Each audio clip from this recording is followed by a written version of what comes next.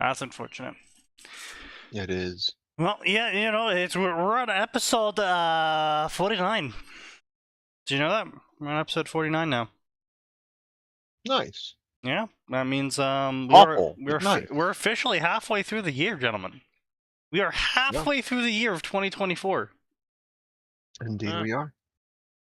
Oh, Sneaky. I had an interesting realization, by the way. Oh yeah, what's that?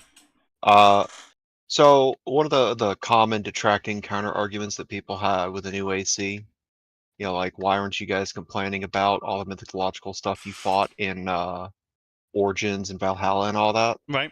I was, to be clear. And I realized they were doing the exact same thing, complaining about it.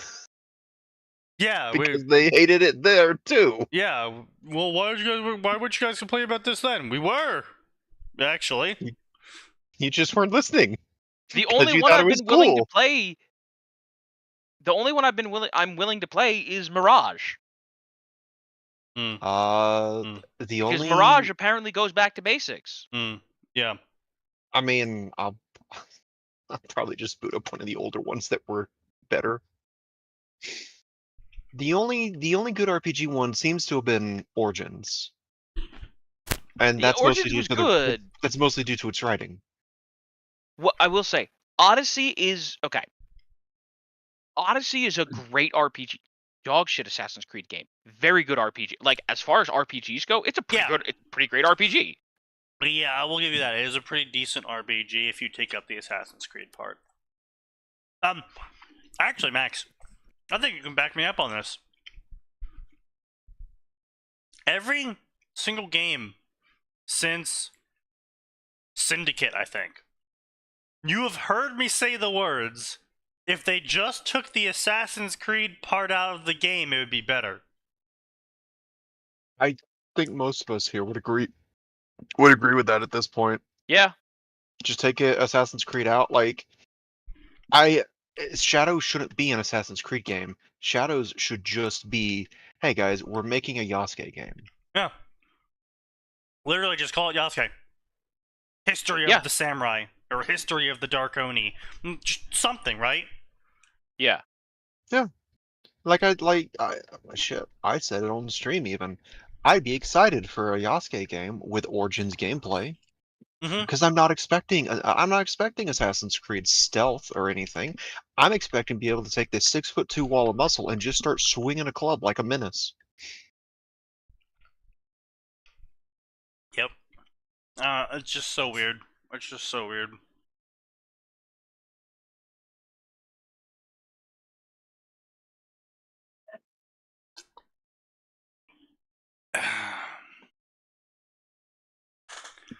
Honestly, I liked Unity the most. That multiplayer was great. Yeah. Yeah, and it was a really good. It was a pretty good compromise on their part because people had been wanting Assassin's Creed co-op since multiplayer had been introduced. Yeah. It's like, okay, cool. Well, you can. I'm kind of mad we didn't get Brotherhood back multiplayer, like Brotherhood multiplayer back in any capacity. It sucks. Oh yeah. Honestly, that was some fantastic multiplayer. It was like clever. It was definitely clever. Yeah. It's unfortunate. Pizza. Pizza. Anyway, let's get started tonight, gentlemen. Curtains open. So. Hooray, curtains.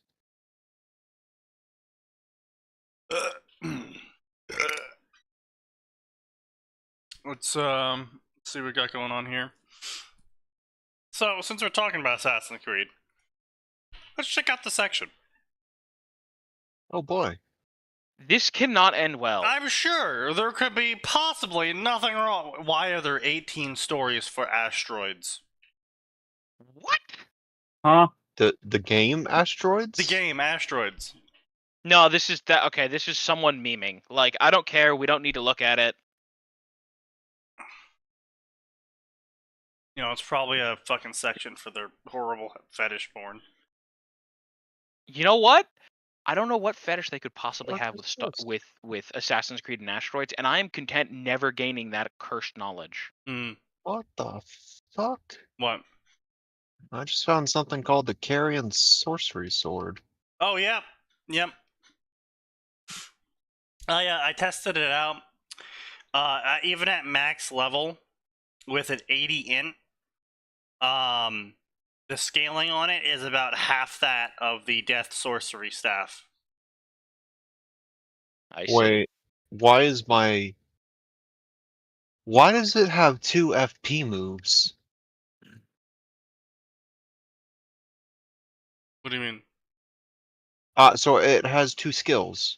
Yes. The R2 is not a heavy attack, it's the Carrion Phalanx. And the L2 is a skill for a forward thrust. Yes.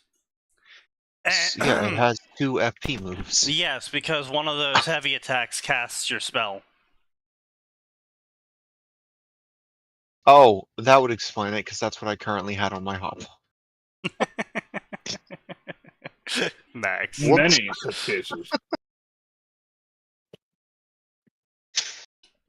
Max has forgotten how the game is played. Yes. That's okay, Max. You haven't done filthy magic in a long time. Oh god! Well, I'm dead. Family Heritage by female author. At 13 years of age. Oh god. Oh no. What a fantastic start. Continue. Desmond Miles tries to run away from the farm to see the world. Instead, he finds himself on the other side, where he meets his ancestors, and together they all go on a journey together to send Desmond back home, and Desmond will uncover secrets about his family legacy. Ziggy, why are you giving us a summary of Assassin's Creed 1? Because it's not... Basically, it looks like what the William M., that's from 3, right? I don't remember. Been a minute. I don't fucking know, brother. The father of Desmond Miles and a member of the Assassin Order. Okay, so he's introduced. Okay. But yeah, it looks like he goes back to Origins. Desmond ends up in Origins, and the Origins main characters have to raise Desmond to get him back home. Oh. Yeah. Let's see what else we got here. We got The Great Wolf by female author. This Autistic. doesn't feel intended, but why not? Hope feels like a mirage, fleeting dream fated to die in reality.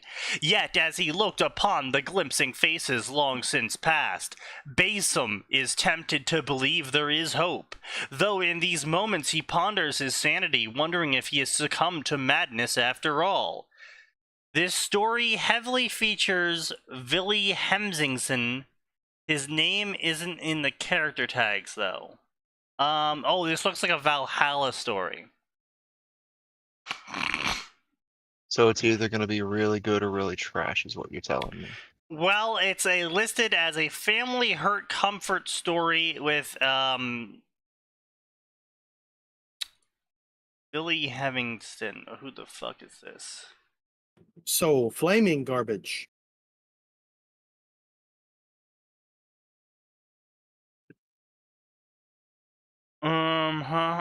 Okay.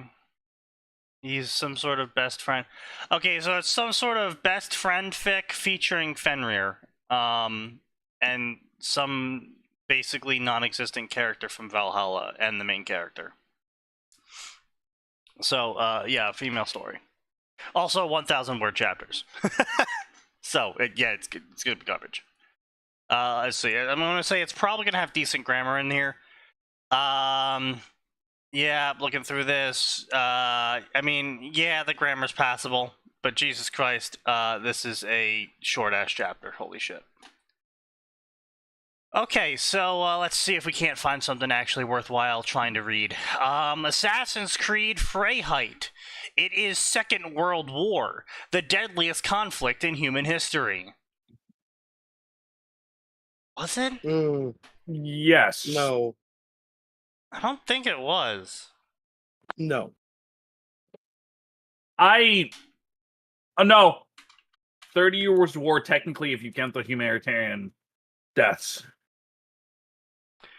Wars by Oh. death toll. Well, again, it also depends on The if we're Three talking. Kingdoms War. Okay, yeah, no, China. Can we remove the China China from number the? one. Okay, let's have a comparison without that country that eats its people. Casualties 10,000, 100,000 civilians consumed. Oof. Oh god. Remember, Yeah, they don't count things like the Holodomor as part of a war. that is true as well. Yeah. So the Three Kingdoms War does put it at the range of 40 million people killed during the war. I don't believe deaths directly or indirectly caused by war. This is qualified by military action or related to war, epidemics, famines, atrocities, and genocides. Also includes civilian deaths. The Roman Civil War, really? Well, yeah. 3 million people. Wait a minute. Holy You say shit. Roman Civil War? Which fucking war? You know, It was Rome. one.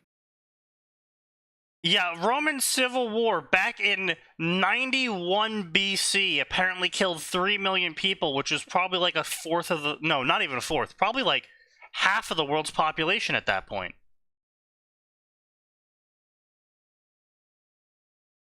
$3 million people back in 91 BC? Yeah, that's a good chunk of That's like Good maybe a chunk of third of a third of the third or half the world's fucking population. Jesus Christ. And then China with another 7 million killed during the Yellow Turban Rebellion. 2 million killed during the Romans. God damn. Dude, China and Rome were kind of just really the Jewish-Roman War. China warring states. Yeah, it's just pretty much just China versus Rome. Yes, the Jewish-Roman War, also known as The Maccabees!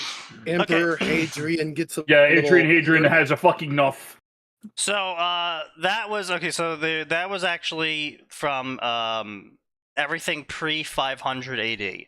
So this is 500 AD to 1500 AD, and we're looking at the Mongols and everything that resulted from the Mongols. the Mongols Is about 400 million killed, but this is not including possibly the 200 million that were killed due to the Black Death migration that possibly might have been caused by the Mongols as well.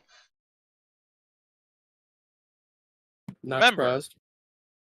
In our universe, Sneaky, Yeah. the Mongols definitely caused it. Yes. Yeah. Yeah, they did. Yeah. Well, there was also no famine or Black Death occurring in the Northern Europe. No, it did. Remember, I specifically gave the Mongols the Black Death. Yeah, but you gave it to them in Southern Europe. I thought I gave it to them in Northern Europe. No. No, they were literally on top of Italy. Italy is not Northern Europe. No, right, but I brought it to the... Oh, right, yes, I'm sorry. I brought it to the Mongols. Yes. And then China coming in swinging again at 36 million. Okay, yeah, 7 million the Reconquista. Okay, so then we scroll down here. Okay, death ranges. Here we go. All right, let's see. World War II. Okay, so World War II, they estimate at 80 million killed. Yeah. All right.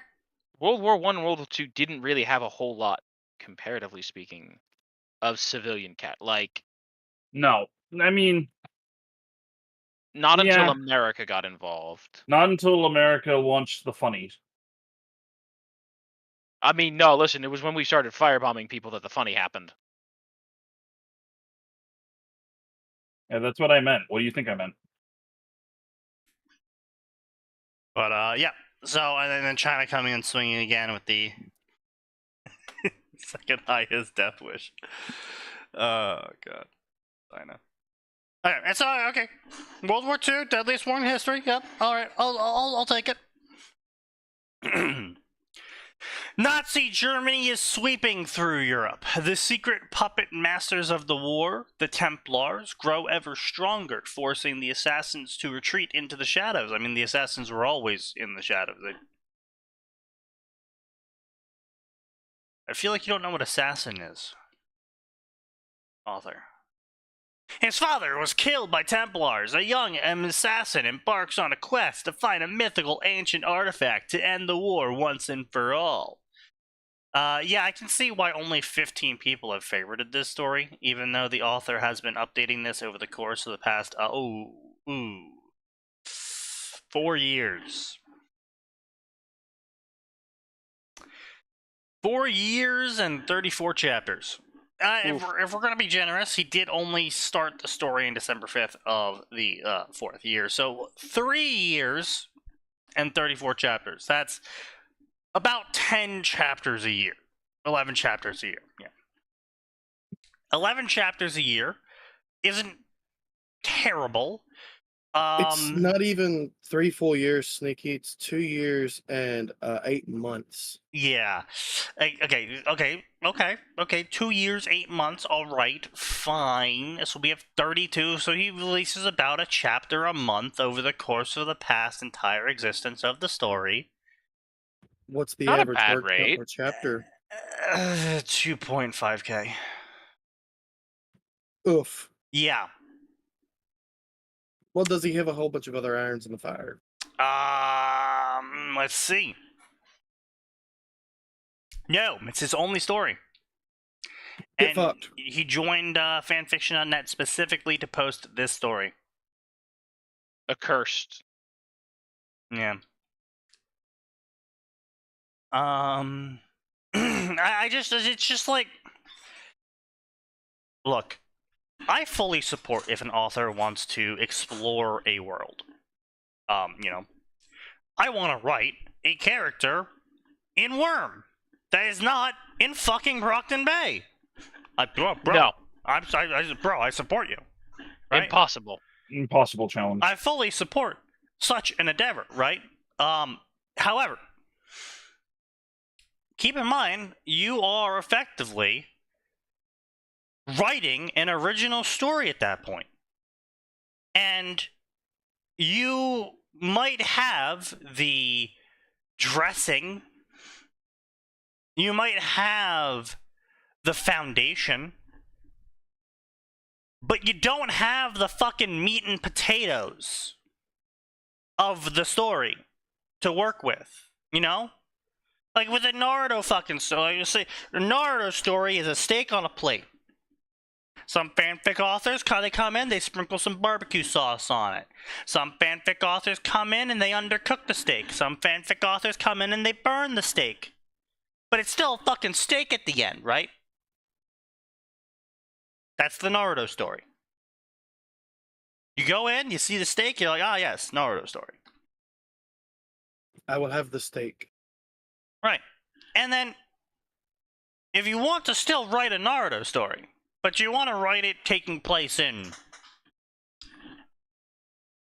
I don't know, the Land of the Stone.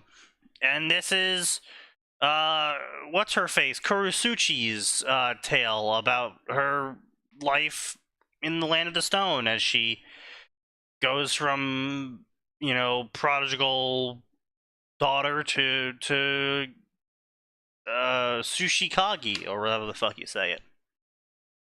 Right? Yeah, It's you're not- basically writing an original story at that point. There's no steak anymore, right? You gotta fucking cook the steak now. You gotta pick out the cut of the steak. You gotta choose what goes with the steak. Do you put fucking potatoes on the plate now? Do you fucking put, you actually have to, you got the plate still, right? But you gotta figure out what the fuck to put on the plate now. I mean, it's still gonna be a steak of some cut since it's still in the Naruto universe, but there's a lot of variables there. Right, sure. I mean, maybe it's a fucking pork chop. Who knows? I mean, it's still a piece of meat. It's steak-like, I guess. Remember that, folks. Nose is content so long as it's a piece of meat. Indeed. You shut up. A whole is a whole. Yes. Fuck $20 off. is $20. No. But point being though is like, you gotta basically invent a fucking story from the ground up at that point. Like, yes, okay, you already have the ninja powers established. You don't need to spend time telling people how the ninja powers work. Everyone knows how the ninja's powers work. You don't need to spend time telling people the elemental countries, because everyone knows the elemental countries. But you need to make the audience... You could do a small review, bits and pieces here and there, just to remind people, but you don't need to go in fucking depth about it. Sure, but you don't need to you don't need to do a fucking lore dump about it. Is what my point is. No, you don't need to be like, and this girl is a blank, and they have these clothes, and it's like it's Kurosuchi. Just say it's fucking Kurosuchi. Yeah. I hate that shit so much. I hate it when they're like, who is this mystery main character in the Naruto section? Tagged with only character. Naruto. He's got blue hair and blonde eyes. excuse you. Yeah, no, that's common. Yeah. But no. Point being though, I hate it when authors describe Naruto. We found this thing in a narrator author's room. What is it? It's Mein Kampf. Yeah. Oh no. There was a point in time when we were doing Naruto stories that there was like a fucking good several month run where Naruto authors were just really intensely focused on describing Naruto's blonde hair and deep cerulean ocean blue eyes. Oh, and don't forget his Purple perfectly prose. muscled physique. Gotta throw that in there. Yeah. Like, guys, I can't tell if you're horny posting or Reich posting, but I want you to stop both. Yeah. But yeah, I hate that shit, but yeah. But yeah, a lot of authors like come in, they're like, yeah, I'm gonna write a Naruto story, I'm gonna fucking lore dump about how the Naruto powers work and everything. It's like, bro, we're in the Naruto fanfiction section, we don't need to know that. We're kinda, fans of Naruto. But yeah, if you're gonna write an original story that's taking place in the universe, I fully support it, but just keep in mind, that's a lot of fucking work. And you can't rely on the fact that you're a fanfiction anymore when you do that, right? So, like, normally when people write fanfiction, they write like a 5,000 chapter here and there, and they release it, and some of them have a schedule, some of them don't, and, sometimes it's 1,000 words long, and it kind of really doesn't matter at the end of the day, because it's really easy to pick up and drop fanfiction. Because it's you have to pick up a Naruto fanfic, and you generally already know all the characters, and you generally already know what their powers are, and what their personalities are, and the events that are going to be taking place, and you're kind of more just reading what the author's interpretation of those events and how they would play out is, knowing all of those bits of information. That's the idea, at least, right? And when you write an original story inside of a pre-existing fandom, when you write Kurosuchi in Naruto and her story in the Land of Stone, you don't have that anymore. You don't have that pre-existing baseline knowledge that people can just pick up and drop your story with, because there's a lot of things that happen before Kurosuchi ever shows up on screen. And she's an active ninja for a long period of time before that, so you have to make up fucking missions for her, you have to make up how she trains, you have to make up how she figures out how her fucking ninja powers work, you have to make up how she interacts with all the villagers. There was a lot of shit that you just have to fabricate whole cloth, right? So, that's not going to be an easy story to just pick up and drop. That's gonna be a story where when someone gets invested in it, you need to provide the same content length and update rate that you could realistically get from a normal book at that point. Now, you might have, again, a little bit more wiggle room when it comes to suspension of disbelief because the person already is aware of what kind of story it is because it's a fan fiction still. But at the end of the day, you can't let your audience forget how your story goes. You can't wait 3 months between an update, unless those updates are fucking massive. Because then people are gonna start forgetting how your story goes. And they're gonna come back in, and they're gonna look around, and they're gonna be like, wait, who the fuck is Boomy? What? Why are they fighting the land of gems? What's going on? Why is there a giant golem attacking everyone? Huh? And then they're gonna drop your story forever. They're not gonna come back to it. Elven Cat Girls. That is definitely a horny out of 10 post. The fact that they made that an advertisement is impressive.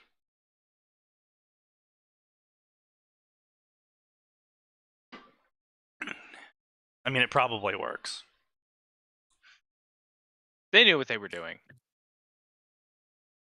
I'm sorry, what's the advertisement? What the absolute fuck? Why are they a slime dragon? That's horrifying. Ah, yes. Any melee class's worst nightmare. Yeah, except for the part where the arrow is transitioning them.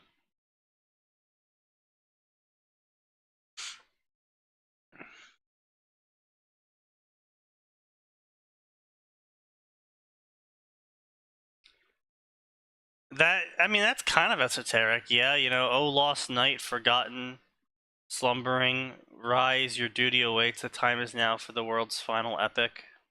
Aegis, a battle fantasy epic. I mean, that's cool. You know, they actually got some fucking, like, neat original art instead of, like, some sort of AI-generated trash.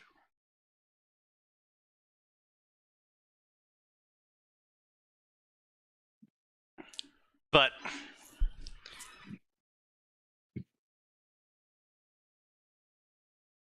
ignore the reviewer promoting his own story. He only writes Invader Zim stories.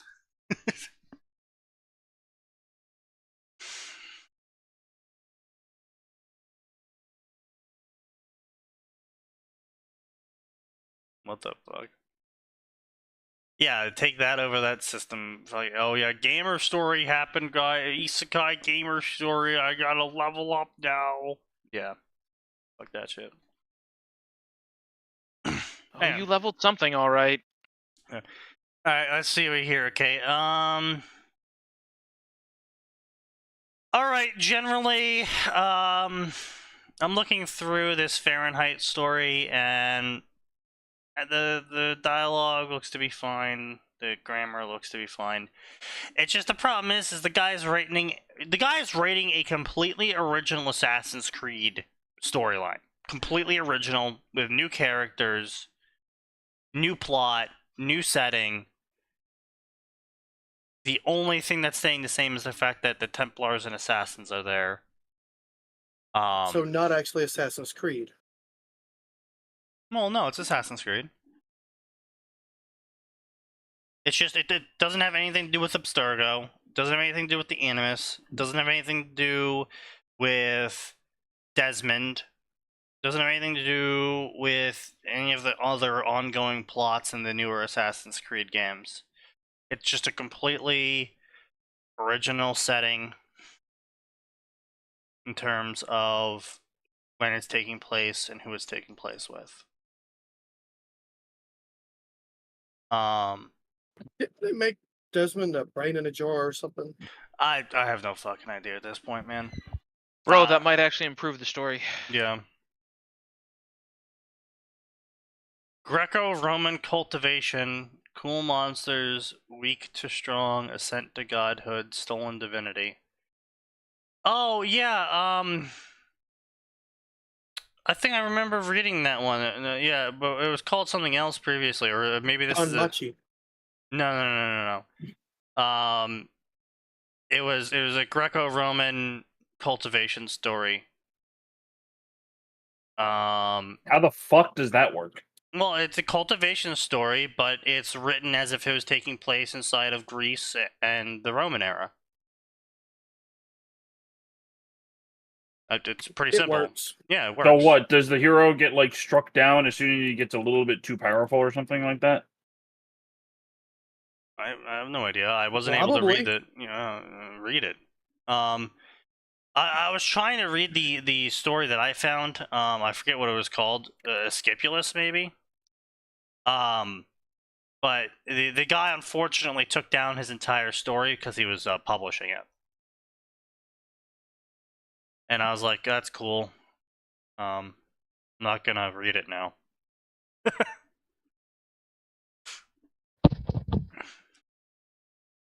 Tired of stat tables and stories rife with grammatical errors? Discover this classical high fantasy adventure action-packed with mysteries and lore. 2 books have already been written.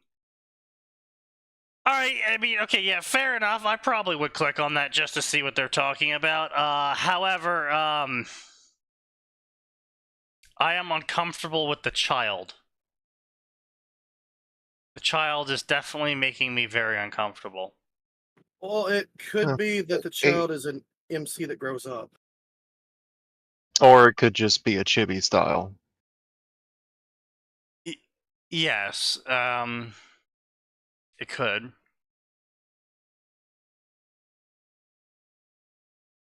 These days. Not too many people remember the chibi style, Max. God those damn. people are No, we wrong. remember it. We hate it. The children No. hate maple syrup. Well, the chibi style is fine. Okay, yeah, so up next is 2 stories featuring all the main male leads of Assassin's Creed, and they've created a story individually for each of them where totally not them romances them. Female author. Many such cases. I think the main selling point of the story is the main character is a child who has an inner monologue that is childish and then grows up, and not an author's sock puppet. I mean, hey, that's fair enough. You know what? I'm there for that. Okay. I just these days people put children in stories.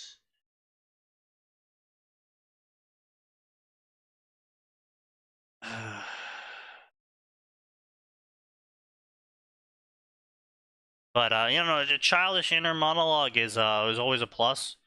I mean, we could go to the Harry Potter section and immediately see how many people have forgotten how a child thinks, or in most cases Don't you doesn't. know, children are just horny adults that have yet to realize it, according to the Harry Potter section. Yeah. Woo. Yeah. Yeah. I mean, we'll get to the bottom of this page and we'll go prove Atin right. Color the Sky. Okay. Probably by female author. Connor's life at Davenport brings a sense of family after leaving Seaton as he makes new friendships with the residents and finds himself assimilating into a large family. He partakes in a part of life that isn't tied to assassination when one's young residents tackles a new wild frontier to carve a dream for herself as they cultivate their new community. Connor times female OC. Amazing. There is a lot of female authors in this section who really just want to fuck the main characters of the stories. I mean, Not surprised. look, I mean, it goes the opposite direction for guys, but I don't know, it's just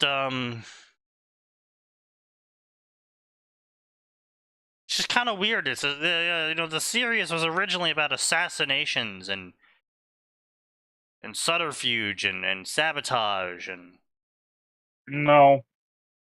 the original Assassin's Creed was like that. No, I mean, it's not allowed to be that anymore. Oh, yeah. Yeah, now it's about level grinding. Yeah. It's just, It's about level grinding and trying to use gender politics to bait people to buy their game. I think the best way to put it race is... politics. I think the best way to put it is that, like, you don't see guys going into the Twilight section and writing a male character power fantasy. Unless it's a one-shot where you kill all the Cullens, but aside from that, you really don't see them doing a male character power fantasy. Like, there was that one story that the author wrote. You mean the 50 Shades of Grey opposite direction? No, the one with Twilight the opposite way, where it's like a girl vampire. Right. But even then, that was still aimed at the female audience and was successful being aimed at the female audience. My point is that the guys aren't pouring 50 Shades of Grey female version, where the main character is sorry, not the main character, the romance interest is the woman. Yeah, I believe 70 Meyer tried to do that. Was it because someone released a everyone reversed sex Twilight, and then she tried to release a reversed sex 50 Shades of Grey or something. I it doesn't work. No, it worked. 70 Meyer's version didn't. But the other fanfic again was very successful.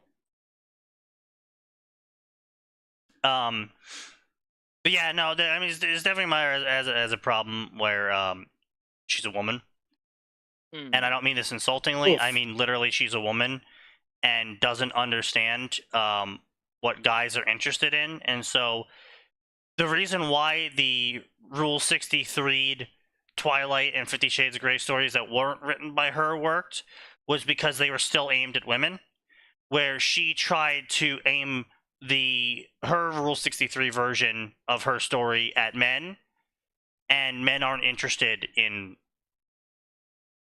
any of that as a main plot line. Like, throw it in as a side plot line, as a romantic undercurrent, yeah, guys will be there for that, but as like the main focus of the story, no, you guys are not going to pick up a romance book about some 50-year-old woman cougar hunting them down and romancing them. Just doesn't really happen. I mean, give me that in a Dojin? Sure, absolutely. Small format with pictures? Absolutely, 100%. Right, No, but I'm that's good. because it's whack-off material, not... Bingo. Yeah. It's not something I'd sit for hours to read. Yeah. Some guys might be into that. Look, people that go onto Reddit aren't people, okay? Reddit isn't real. Redditors It can't aren't hurt human. you. Yeah, Redditors aren't human. I wish Reddit weren't real.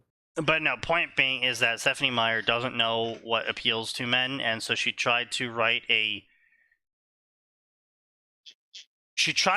book that targets the male demographic, but the book appealed to women. So it didn't work. Which is hilarious because men can do the opposite, no problem. Well, yeah. But, yeah. But anyway, my point in bringing all this up was that it's really a one-directional thing, in that women really only come into spaces that involve popular media for men and try to change them and fuck them sexually. Yes. And you don't really see men going into spaces that are popular media for women to do the opposite. You get a few rare ones, but that's like the dude who wrote 50 Shades. Well, again, that wasn't targeted at men. No, it was targeted at women. Exactly, that's my point. Is women go into a guy's space and try to change the guy thing to target women, and men go into a woman's space and don't change it and still target the women. Yes. They don't go into a woman's space and try and target, and they don't try to pivot that thing to men. They keep going with the current market because that's what the market is. I mean, that if it's what sells, that's what you're gonna write. Exactly. Yeah, I'm not saying there's anything bad about it. I'm just saying you don't see the opposite. Now, you could try the opposite for something experimental. You know, just throw some time and effort into it to see if it works, but it's probably not gonna. Yeah, no, it rarely ever does. I mean, the last time I really saw a series, correct me if I'm wrong, a series written by a woman targeted at men, that was wholly their own. I will caveat this before Atin interjects. A series wholly their own, targeted at men, was the author of Ranma and Inuyasha. I would say Yes. probably, yeah. So it has been some time. Okay, so she didn't target it exclusively at men, but it is heavily balanced towards men. It is still Which series? Okay, Ranma. yes, Ranma. there is. Okay, well, Inuyasha was a lot more themes of romance going on, but there is a lot Yes. of action going on, and it is, as far as I'm aware, listed as a shonen. It I mean, it is. It's still funny to me. People were saying like, "This is just Bleach for girls, guys." Inuyasha fuck literally Ranma? is Bleach for girls, though. No, Bleach copied Inuyasha, not the other way around. I mean, I feel But like no. more. I don't know. I feel like some girls would more into Bleach. I'm But aware no, Bleach came out after Inuyasha. My point is that he tried to say that it's Bleach. No, I was saying people were saying that. Yeah, no. Yes. Okay. Would I click on this ad? Choosing inner disciples based on merit and their contributions. Do not do. Hosting a race tournament where young adults beat each other to a pulp. I mean, yeah, I would. That sounds like your standard generic Z and Zia. I mean, Yeah, if I could get away with hosting a blood sport tournament where I got to watch a bunch of teenagers and kids beat the shit out of each other, they're like, I wouldn't do it normally. But if it was legal, Sounds like fun. do girls watch Urusei Yatsura? What the fuck is Urusei Yatsura? I had to look that up. A Japanese manga. Oh, by Rumiko. Okay. Oh,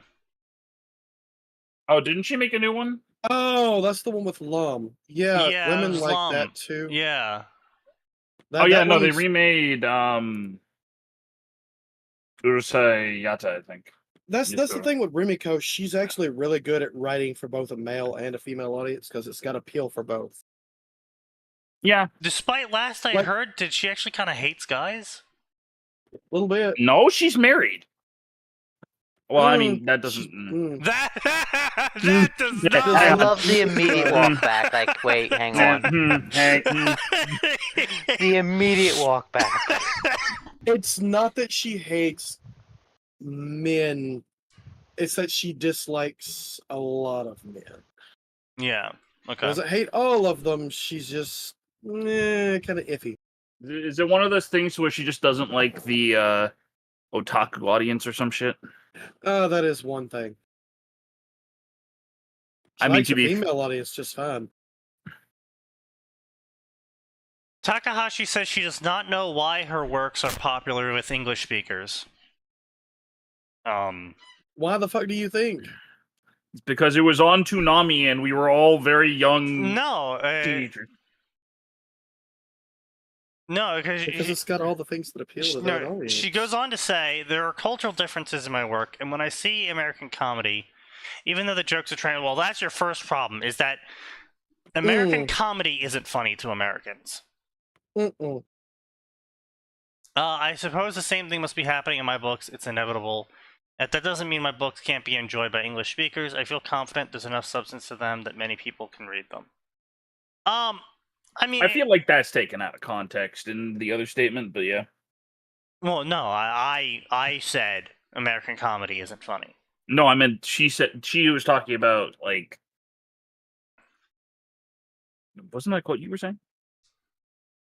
When I see there are cultural differences in my work, and when I see American comedy, even though the jokes are translated, there are moments when I get puzzled and think, this would probably be funny to Americans.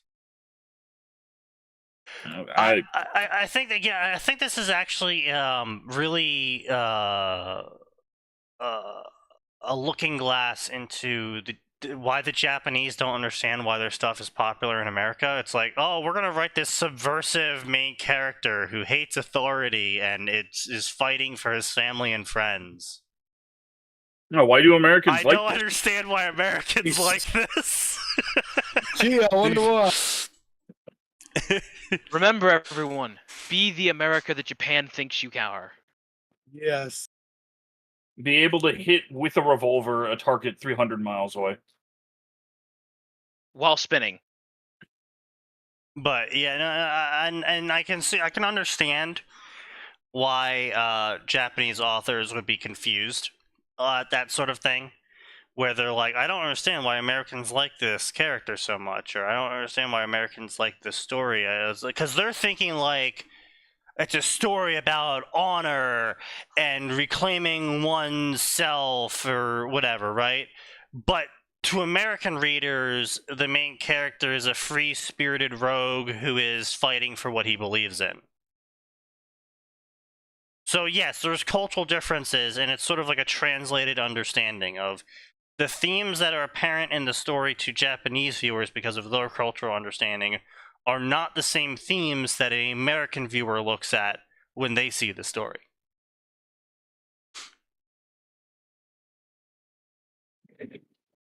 Something. Well, the thing is, when I'm watching Japanese stuff, I'm watching it because it's not American stuff. I'm watching for that particular flavor of the Japanese culture.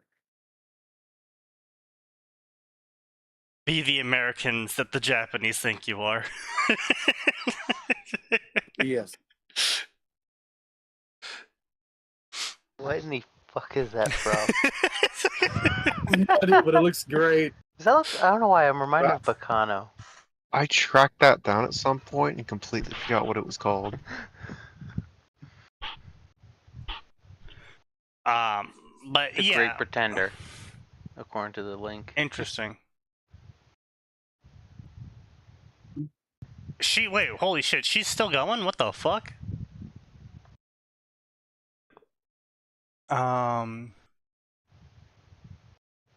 Apparently her next big thing was Rinne and Mal. And she hasn't changed a fucking bit. Apparently is still doing the same art style too. Goddamn. Yeah, she is. Godspeed. Godspeed. Like, she's gonna keep doing the same thing. I mean, she has a formula; it works for the most part. She just sort needs to of. stop doing Akane characters. Well, Like, stop with your self-insert. that is the problem. Is she won't because female author. There's a reason she hated Lum and made shampoo. It's because everyone loved Lum, so she made Lum even stupider to make shampoo, and everyone still loves shampoo more than they do Akane. Yeah, it's kind of wild because it's like, oh wow, I'm gonna make this character stupid and make them even more endearing because they're even more pure in their goals. Oh, Surely also, this will make people hate them. Kagome. People mean- hated Kagome too. Well, yeah. A obnoxious, controlling, contradictory, confrontational woman who's constantly trying to force her culture and ideas on people that don't share it. But you're telling me people wouldn't like that? Yeah, apparently. But somehow people don't like that. Can't imagine why. Truly, it's a conundrum that, unfortunately, Rumiko will never figure out.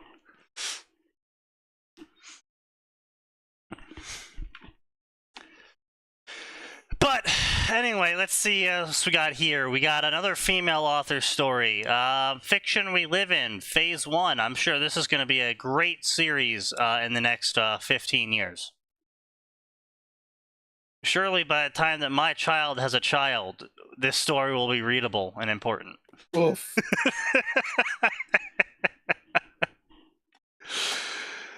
Oh, God.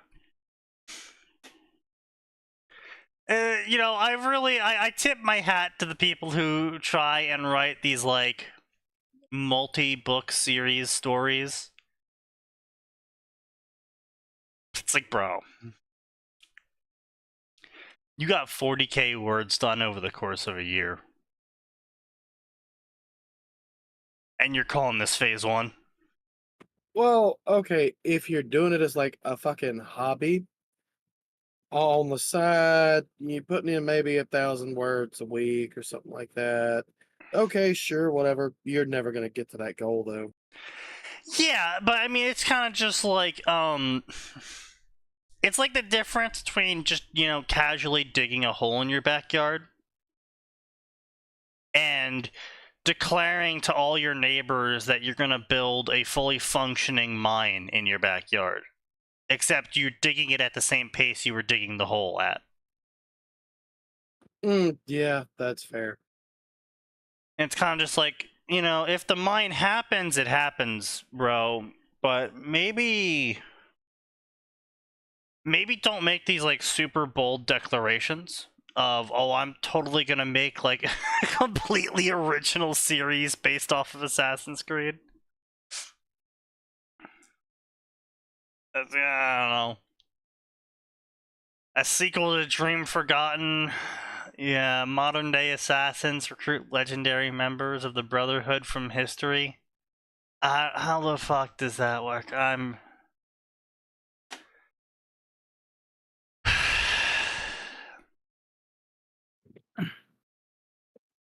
Features dozens of OCs.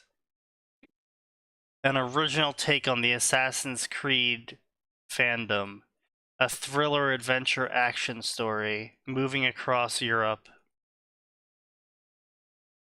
Okay, here we go. No, okay, there's credit where it's due. Okay, so it's taken him 2 years and 6 months to write this story.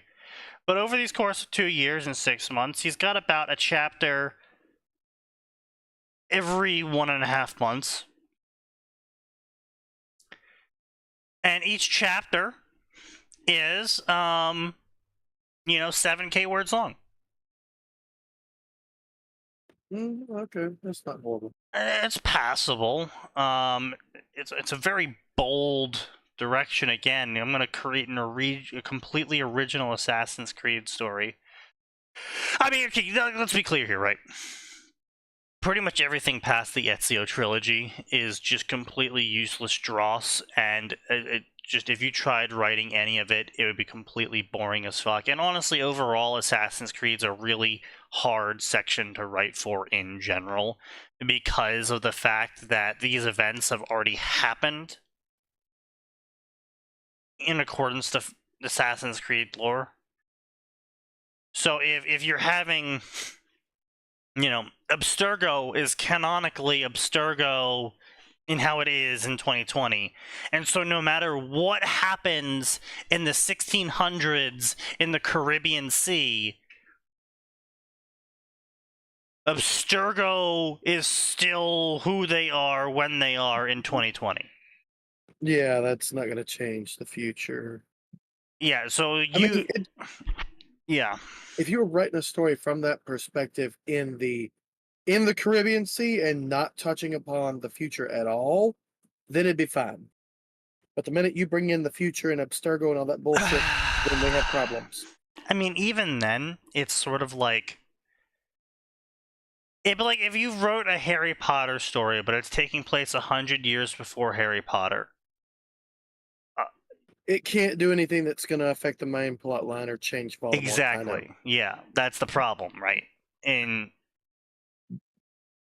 Harry Potter Legacy Harry Potter Legacy ran into this issue. Because Harry Potter Legacy wanted to be really fucking woke, and they wanted to include all the races from all around the world into Hogwarts. But that doesn't work in that time period, bud. Well, not only does it not work in that time period, canonically, there's only whites left in Hogwarts by the time Dumbledore takes office. But wait, what happened to change that, authors? Which adds implications. So... Like, a part of me kind of wonders if they did that deliberately to make JK look worse, but I don't think they're smart enough for that. No, because originally they weren't going to go full woke on it.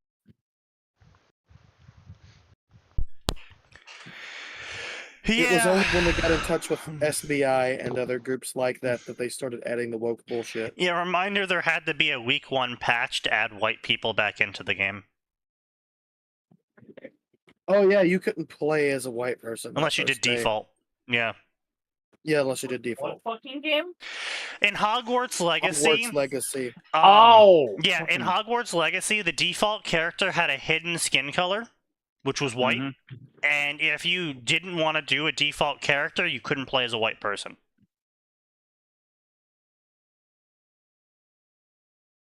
Because they hid the skin color on the selection wheel. Only that one, though. Yeah.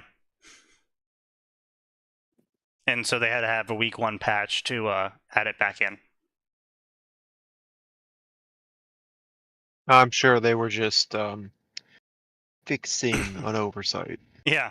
Well, it's wild because the same thing happened in Andromeda. That also had a day 1 patch to add white people back into the game. Yeah. How interesting. Yeah. Lord of the Rings was peak Andromeda was such a mess. I just get, like I said, I'm just so fucking tired of it these days. Like, I'm not even, like, angry anymore. I'm just tired. It's just weird. It just makes me, like, it's like, ugh. Okay, let's see who's the lineup of main characters. Oh, wow, not a single one of them's white. How much do you want to bet there's going to be a day 1 patch to add white people back in? Oh, wow, the game came out and there's no white option. Oh, wow, the day 1 patch came out and the white option's back. Oh, wow, the really, the female character that was supposed to be really hot now looks like a potato. Despite the real life person she was modeled after being a supermodel. Yeah. This is completely unrealistic beauty standards. They say 3D modeling someone taking off a 3D model scanner. and then comes Stellar Blade, hold my beer. Yeah. It's like, you know, it's like one thing, especially with Mass Effect. That was when I was actually pissed back in the day. And Max probably might remember that. Because I actually got really fucking mad about that because they made the male character basically 1-to-1 with the actor it was modeled off of. And he was decently good looking, right? And then Which game? Mass Effect Andromeda. Oh, okay. Right. Yeah. Right. And then they're like, here's the female version. And she looks like someone took a fucking bat to her face. And you're like, okay, well, it what's the wasn't like voice that at actor they first. modeled off her? And the voice actor is a fucking, like, 9 out of 10 girl. It's like, Jesus Christ. You mean to tell me they got his jawline just right, but somehow hers turned into a fucking rhombus? You had one No. job. Remember, they actually brought in a team late on to change the female characters' looks, all of them, to make them Yeah. ugly, Yeah. like specifically for that purpose. I mean, like, you know, I've said it before, I'll say it again now, you know, if what it takes to get hot women back in my video games is that all the men turn into Marcus Phoenix fucking walls of meat, then I'll take it. They have to scream Dom every 4 seconds. I'll still take it. Dom! Dom! Oh my god. Yeah. Gears are so dumb. Gears was dumb, but it was funny as shit when you were playing it. Yeah. Yeah, this is a chainsaw bayonet. Yeah, it's completely impractical and totally stupid, but chainsaw bayonet. But fuck it, it looks cool. Exactly. No, fuck it. It's cool. Yeah. Let's see what we got here. We got more crap, female author, more crap. Desmond mysteriously resurrects 1 year after his death. Oh, apparently Desmond's Jesus now. Okay. Jesus Christ. It just took him a year to respawn. He has a cooldown. Holy shit, Phoenix! What did Phoenix post? That. That is God damn amazing. it, Phoenix. I have to share that now. Holy fuck, that is amazing. I'm saving that. Holy shit. That is amazing. I don't get the lore for that one. So, okay, so Moog, the guy featured in the screenshot, is the god of blood. And, he kidnapped a child-like figure who is the god of youth and renewal. And, really pedoed hard on them, right? Okay. The most recent DLC came out and revealed that actually, Moog was the one who was raped because the child that he kidnapped has heartbreaker powers. Oh, the child groomed him. Yes. Yes. Oh yeah, Sneaky, did you find any more flavor text about that, by the way? Apparently there's more coming along the line as we progress the main quest. Oh boy. Yeah, because I was trying to figure out, is this the situation of this kid is like the Armweed where I hate this fucking charm, please get it out of my life, it's ruining everything? Or is this a, oh fuck yeah, let's go heartbreaker moment? It's a heartbreaker because the second think it's that the second. the second the Great Rune breaks, we all saw that everyone was like, holy shit, what the fuck was I doing before? Oh my god, I can't believe I did the things I did under his spell. Well, no, most of them are like, huh, that's weird. And some of them are like, I didn't need it anyways, I'm cool. I think only one of them was like, The Hornsent was I think super so. pissed. yeah, well, he was the only one though. Even Leba was like, holy shit, I can't believe I was so trusting underneath Mikola's spell.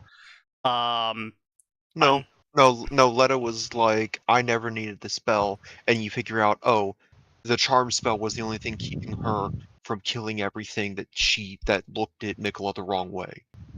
No. As you talk to her more later on, she goes like, yeah, I'm actually like super fucking paranoid.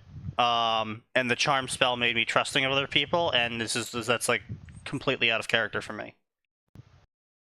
So Huh. she was aware she was acting out of character. After the charm broke, yeah. Yeah, to be clear, Well, what every- the charm did was it made her trust people who were also charmed. Well, actually, no, no. You know because what? we weren't. Didn't she No. just? Yeah, I was No, about to say no. because she. No, I just remembered. all you she had to did do actually, was tell her, "Oh, you're I'm a on board with tarnished." Mikola. Yeah. No, you didn't even say that. She's just like, "Oh, you're a tarnished." Like, it doesn't matter anyways. Go on. Yeah, she Go to the trusted Shadow everyone. Realm. Go see what's going on. Yeah. Yeah. She knew. She was like, "It doesn't even matter if you're under his charm or not. Just go ahead and go pay him a visit." Yeah, no, so she Yeah. knew. More I- didn't like it. More post charm. More was like, oh shit. Oh fuck. Post charm more was, "What the fuck have I to live for?" And then you immediately cheer him up by buying stuff and talking to him and doing an errand for him. Yeah, he disappeared for me. That's big rip. Buy more. Oh, he did? Yeah. He probably disappeared from me after I delivered that pot for him. Yeah, I never had to deliver the pot to him. Oh, or when he gives you the syrup to take to the poisoner? Yeah, no, he's Oh, you didn't gone. get that. No. You didn't get to do that for him. Yeah.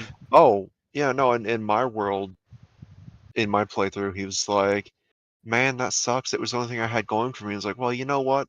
Other people still need help. I could still find things for people." He Wait, recovered Is pretty it- quick. Yeah, is that part of the he largely Ron did not equals seem sign? to care. Wait, what's that sign? The poison thing, is that part of the Ron equals sign? no, the I poison. remember there is poison as part of that. No, the poison's part of the Saint Trelina quest line, which is another part of the child groomer who turned into a woman, an adult woman who gives people good night sleeps. Yeah. You know, I'll give to writing this. This was probably a continuation of Grimm's work, and they're like, all right, how do we include all this other stuff that was in the base game?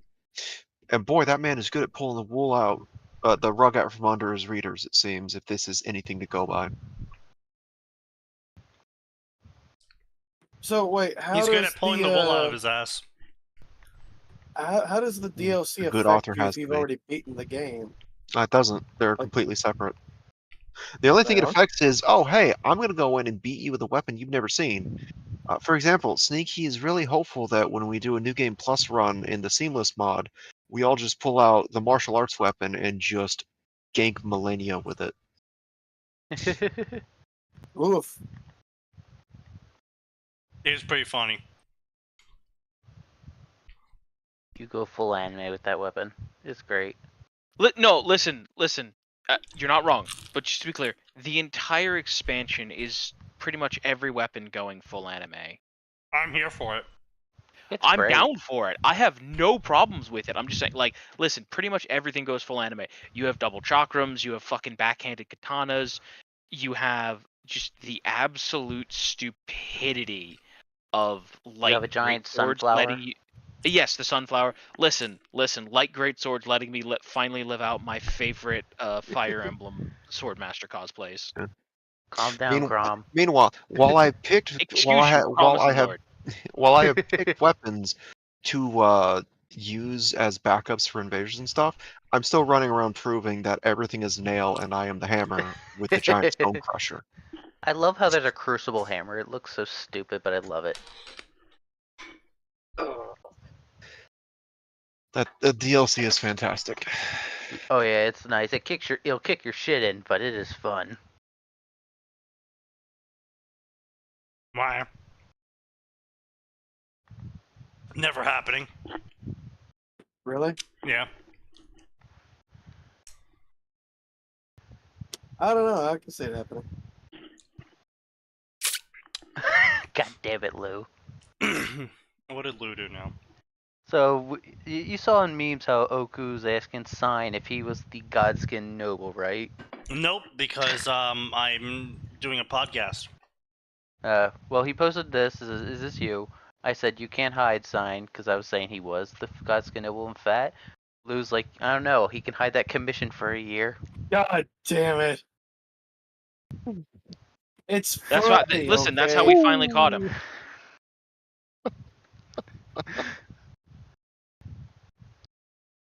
I just like, goddamn, Lou came out swinging.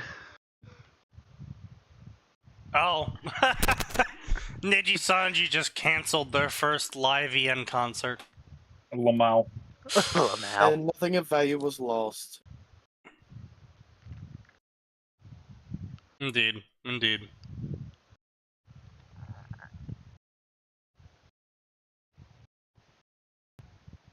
Heterosexual.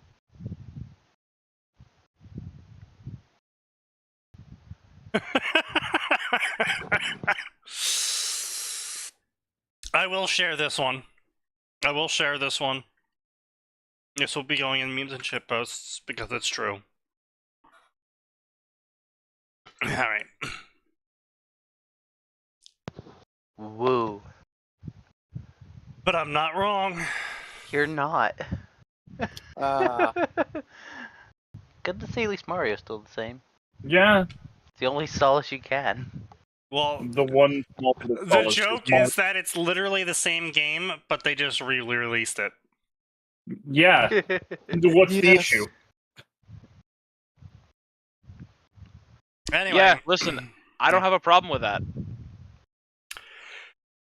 Spanish conquest of Mexico. Spin-off of all of the other Assassin's Creed stories I've written. No fucking way. Ain't no way. 45 stories, bro! Bruh. Oh no. Alright, so category. Okay, so Assassin's Creed Conquest ties into Empire, which ties into Outlaw, which ties into a story by someone else? Are you fucking kidding me? Jesus fucking Christ. Oof. Oh no. Oh no. Oh no. Max, What? none of these stories are completed and they're all still being updated in parallel. Huh. How the Oof. fuck? He's running 4 parallel stories. Okay, but why though? One's taking place in Mexico during the time of the Spanish conquest. One's taking place in Rome. One's taking place during the time of the Ghost Legionnaire. One's taking place during the Midwest expansion.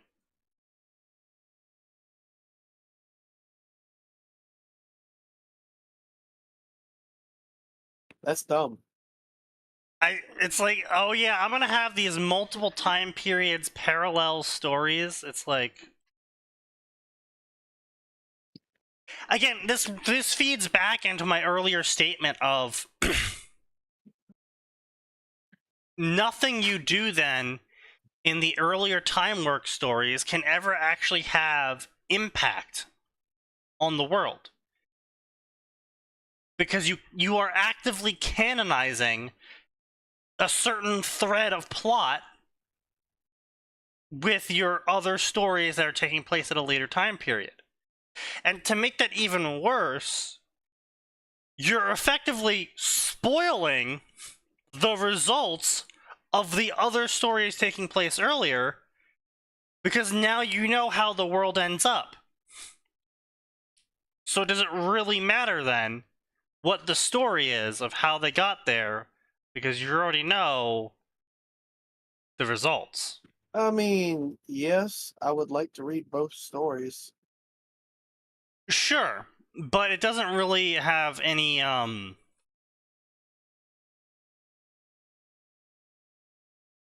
impact anymore. Right, like, so reading a story about World War II can still be interesting, even though you already know the results of World War II, because World War II was also wild as fuck. Right? It was Yeah. the birthplace of the CIA. How couldn't it be wild as fuck? So, obviously, there's going to be some interesting stories in there. And so you're not spoiled for the ending because you're interested in how you got to the ending. The problem in doing 4 parallel stories at the same time, all taking place in different time periods, is that you don't have the ending. But you sort of do. Right? It's like if all you knew about World War II was the Germans lost. And that's all you knew. You didn't know about the Nazis. You didn't know about the Holocausts, or the Holodomors. You didn't know about Soviet Russia. You didn't know about D-Day. All you knew was Germany lost World War II. That's all you knew. Would you still be interested in how Germany lost World War II? No, not really. Yeah. Exactly. I mean, at least moderately interested. Now, when I'll you sit and find read out it. that they had a massive advantage and squandered the whole damn thing, Yeah, when you start to find out more details, you're like, okay, now I kind of want to look into this. There is so much I could argue about that particular point. We're not going to, though. We're not going to yet. But again, point being is that that's sort of the situation we're walking into with these parallel stories here. Is we already know it's like if they have the gunslinger, say the Abstergo business, and they're doing this thing, it's like, okay, well, clearly the Templars never lost in the previous 2 stories, so there's really that removes the tension of the Templars about to win in the previous 2 stories because clearly they lost. So the focus, again, in World War II stories, there's never tension there about, oh my god, the Nazis are going to win. The tension is, how are the heroes going to win? I know they're going to win, but how could they possibly win in this situation? Like, how are they going to get out of this situation? Like, we know the Nazis lose, but how are they going to get out of the fucking death camp? Right. Because Colonel Von kills a lot. Yeah, Colonel Von killed a lot. Yeah, exactly. Is Indy gonna escape being captured by the Nazis this time? Right, exactly. You know he's going to do it, but the tension is coming from how he's going to do it, not is he going to do it. And it's the same way for these parallel stories, in that where they're spoiling each other, but the author isn't going to properly compensate. And I know they're not going to properly compensate because A, they're writing fan fiction. B, a lot of people don't think about this. Like, a lot of people don't think about this. They're not going to properly compensate. I've seen this done hundreds of times by hundreds of aspiring authors. And, let me be clear here. This isn't like hundreds of times and they were like 3 chapters long. I'm talking about hundreds of times. And these stories were like 50k words each minimum. So like, the author is cooking. But every single time I see that they fail to account for the fact that they're spoiling the tension they're trying to build. Where it doesn't matter that Abstergo is going to win now. Stop building on the tension of Abstergo winning and start building on the tension of how are the heroes going to beat them. And a lot of people don't understand that there's a difference between the 2. And so it makes for very shitty stories. And I mean, people agree with me. 18 favorites, 9 favorites, 57 favorites. For a story that has 17 chapters and 115k words, we're talking maybe, was it 8k words a chapter there? I would say about that, right? Let's see, 80, and then 7 times 56. Okay, so no, 7k words? Yeah, 7k words. So 7k words a chapter, 17 chapters released over the course of 2 years. I mean, that's pretty good, all things considered. Because he's also releasing at the same time 3 other stories. Yeah, that's pretty good. Yeah, and so it's like they're cooking in the word count, but they're not cooking in the narrative development. They're not cooking in their ability to maintain tension in a story because they're trying to write the story as if it's a standalone. Which it isn't. Have we ever decided to try and stream on Kick? We No. could. No. The issue with streaming on Kick, however, is that I'm not paying for Restream Pro. And I'm not going to try and set up a multiple single stream OBS setup. I really don't care too much if we get popular or not ever.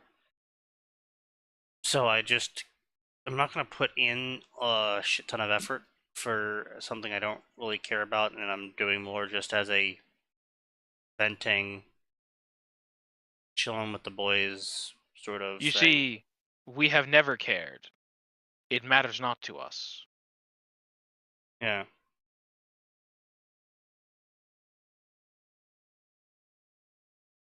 And the only reason why I'm restreaming between Twitch and YouTube is because I got tired of remembering to upload to YouTube. But think of all the money we can earn and then fighting your friends over it.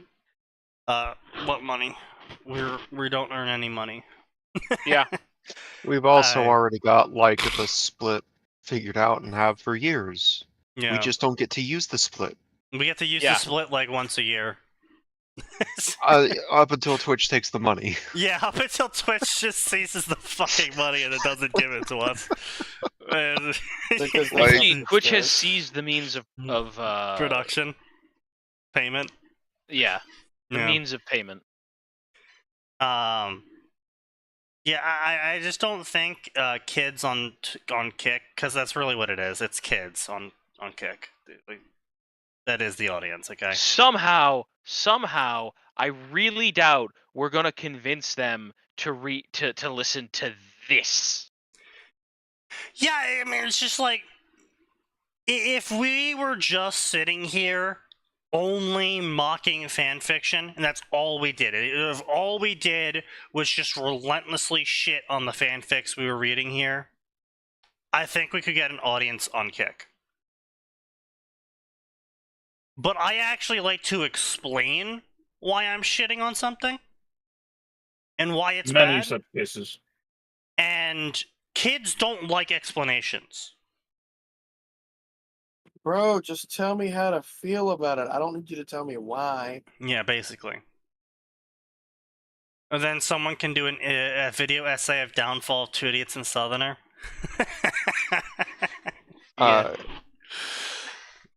I can't see anything like that happening, even if we were to get off the ground. I would say Because the We're all downfall- violently opposed to running it like a business. Yeah. yeah. Because we've seen what happens when you turn your friendship and hobby into a business. Oh, Yeah, that guess destroys what? The friendship. and It's the a hobby. mistake. Listen. I value my friendship with Max far too much to jeopardize it with a business relationship, and any business Sneaky and I try to create together will not succeed. So there's no reason to risk that friendship. Yeah. Mm. Man isn't wrong.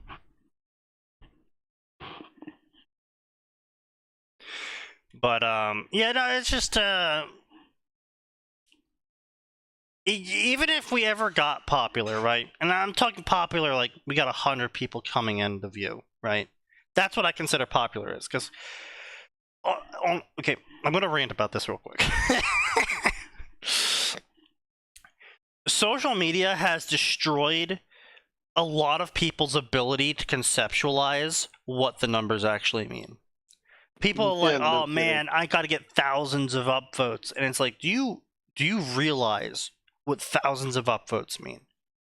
If Like, 1 in 10 people have upvoted a statement made by you, that means with 1,000 upvotes, 10,000 people have read your statement. 10,000 people have looked at something you said and read it. That's insane. That is a ludicrous number of people. That is roughly 5 times the size of some school districts.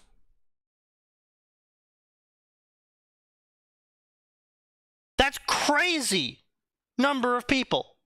Imagine every kid in your grade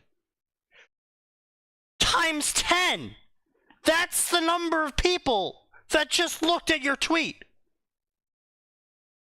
No, but you don't understand. If I don't have 30,000 viewers, I'm failing. Yeah. But it's just absolutely insane that these people are like, oh, I got to get thousands of upvotes. And it's like, bro, if we had 100 fucking people watching us, that's 100 people. That's like if you held a barbecue and every single fucking neighbor in the suburbia came over to your barbecue. And they all sat there and listened to you talk about something or play a video game. That's insane. Yeah, but we gotta pump them numbers because so and so gets big numbers, so I need big numbers too. God damn Otherwise, it, I'm Gura. not doing good. What did Gura do this time? She's playing Dark Souls Remastered. And she's making Chad Oh, no. Harrelton. Oh no.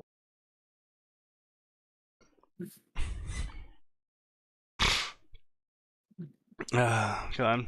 But anyway,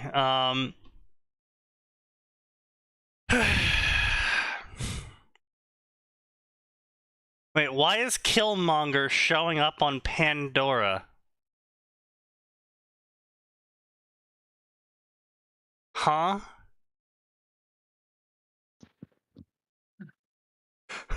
Fucking what? Is it a What band? did he mean by this? No, Killmonger from the Black Panther. I thought you Why are meant, they involving like, Killmonger? band showing up on Pandora, the music platform. No, Pandora, the planet in From Avatar. Borderlands. In Avatar. What? Yeah. Oh, an Avatar. Smurf people. Oh, that's even worse. Awa chose Jake Sully as her champion, and humanity was driven off of Pandora, which was total ass, by the way. They should just fucking glass the place. Well, yeah. Yes, but the story isn't about funny humans. It's about he wanted to write a allegory for. I want to fuck my something. native wife. Yes. Yeah. Truly. Now, her elder twin sister, yeah, so Awa, apparently, the planet, has an elder twin sister who was forgotten by the conflict, and she chose her own champion, Eric Steele, the Killmonger. That is What? Mm.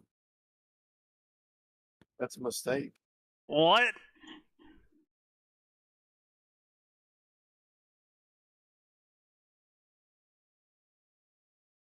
The you author is have probably chosen, black, yeah. an individual that is at best wildly unstable. Yeah. I'm reminded of the meme where the Marine leader rips on Pandora's culture. Yeah, that was a great meme. Oh, yeah, that was a fucking great. fantastic meme. Possibly one of the only wall of text, air quotes, conservative memes. And it was still funnier than a left-wing meme. Left-wing Avatar be like wall of text. A right-wing Avatar be like Also- firebomb the also- planet. I just want to point out the fact that they were like, guys, we figured out how to put humans into genetically modified, way better flesh sacks and Yeah. haven't been spamming that technology. Yeah. Why haven't you been swapping humans over to new bodies? Yeah, like that's another solution to your problem. No, It's they did say why. Apparently it costs like $150 million per body. Oh, right. All right, so do that. I mean, that still seems like a listen. You can steal a page from John Scalise, fabulous author, right? Do what they did, right? They had he had a book series. It's called Old Man's War, Right. and mankind has spread out into the galaxy, and there's lots of other races, and there's no nice big galactic government making friends with everybody. Right. Everybody's fucking stabbing each other in the face to get whatever habitable planets they can. Right. Sounds fair. So you need a lot of soldiers. Well, they kept Earth's location a hidden secret, little isolated secret, and it was very specifically not part of the colonial government. They Right. just recruited all their soldiers and settlers from there. Right. The solution to Earth's overpopulation was take them all from Earth and put them in other majority places. places that are overpopulated. Right. And for our soldiers, we're just going to go to all the old fucks and tell them, hey, we will give you a brand new body. You have to use it to fight for us for 10 years, and then you will get another 80 to 90 years in that healthy body. Deal. I was gonna Instantly, say no a question. bunch of people would probably take that fucking Yeah. deal. 100%. Yeah, oh, by the way, just to be clear, they will make sure that body is the peak of fitness. There's genetic disorders will be removed, etc., etc. Right. And my favorite part about it was there's no evil corporate. I mean, to be clear, the colonial settler authority is absolutely an evil shitbag government, but they're not a stupid shitbag government. Well, They I didn't mean, go back on the deal. It's also like Ever. evil shitbag government. Yeah, sure, maybe, but then it's like, okay, well, who are they fighting? Oh. No, I mean, listen. I want to be clear. They definitely did some They definitely do shady, awful things, up to and including being willing to sacrifice 10,000 people in order to bait their enemies into making a mistake. Not soldiers. 10,000 civilians. Civilians. I mean, yeah, we that is definitely terrible, and no government has ever done that before. I'm not saying governments haven't done it, Sneaky. I'm saying it's shitty and terrible. You can I know. reintegrate. You can reintegrate the population into the fucking sun. Into the fucking sun. Calm But- down, China. Yes, right. But my whole point is, right, like, it's like, listen, steal a page from him, right? Be like, cool, you are an 85-year-old person. We value your life experience and your brain chemistry. We will give you a new body. It's a little bit blue, but it's way better than the body you had. And all you have to do is work for us for 10 years, and then you get however long that body keeps on trucking. Fucking deal. Yeah. No, like, We're again, gonna go forward with our mass deportation operation into the fucking sun. You,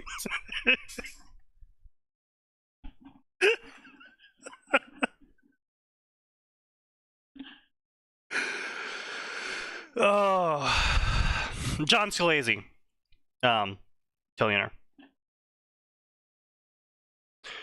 he's the guy who wrote The Expanse.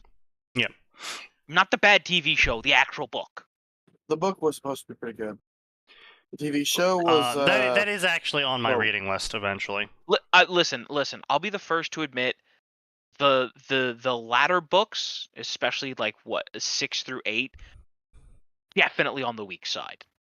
Definitely on the weak side, but still good books. Honestly, I'm a big fan of John Scalise. Like, he's written a lot of stuff that's really funny. And quite a bit of it is like he's written quite a few just one-off novels that like don't have Shit. anything Wait. else. Fucking hell, my brain's trying to conjure something. Who were the guys that were in Red Dead 2 and they're still around? The security team? The Pinkertons? Pinkertons. Yes, the Pinkertons. What about the Pinkertons, brother? No, it's just someone had fucking DM'd me about private military corporations changing their name because they want to avoid bad branding, like how Blackwater changed their name to become the Academy. Meanwhile, the Pinkertons were like, Yeah, that's why I was like, meanwhile, the Pinkertons. Like, we have not changed our name in forever. What's We have that? not changed our $10 to name. beat up some guy with a fucking cart or something? Yeah, sure, whatever, man. professional scabs, professional. Break but yeah, up, like, for instance, You he's think written Boeing like, hired the Pinkertons? some of the stuff that Possibly. other stuff that John has written. Like, for instance, he wrote the novel Red Shirts, which is an absolute parody making fun of like Star Trek, mostly Kirk Star Trek, but also some Next Generation. But I think my favorite part of that entire book is he goes incredibly meta at the end of it and basically makes it into a Star Trek movie for the end of the book. Like, that one was really funny. There's another one. It's called Starter Villain. A young man finds out his uncle was a supervillain and that he has inherited all of his uncle's stuff. Right. I will say there is a wonderful twist ending, and oh boy, like listen, the twist ending is great. It's not a stupid twist. It's exactly what it's exactly what some of you might be saying at the beginning of the book. So I highly recommend that. Listen, if you want a set of sentient, annoying cats and dolphins, this is a pretty good book. We made cats sentient. They are exactly what we expected them to be. Assholes. That sounds like a mistake. Assholes.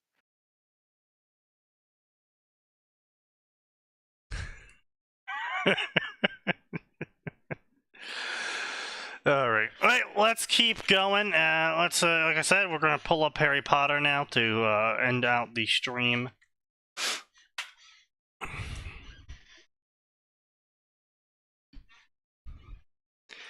Because, you know, he said earlier that if we go into the Harry Potter section, we're gonna find an author who doesn't understand the age of consent. So let's see. All of them. Now, Let's see how long it takes for us to get there. How many books does it take us to get to the status of a war crime? Too many. 1.